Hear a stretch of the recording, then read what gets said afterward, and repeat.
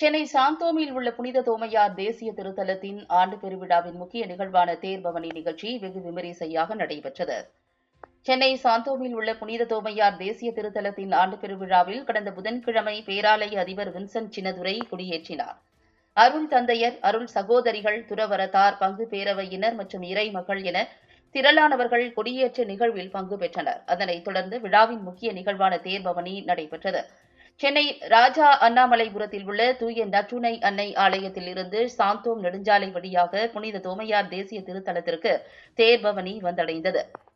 ஏராளமானோர் இந்த நிகழ்ச்சியில் கலந்து கொண்டனர். அதனைத் தொடர்ந்து சென்னை மயிலை உயர்மறை மாவட்ட பேராயர் ஜார்ஜ் அந்தோனிசாமி தலைமையில் சிறப்பு கூட்டு திருப்பலி மற்றும் கொடி இறக்க நிகழ்வுகள் நடைபெற்றன.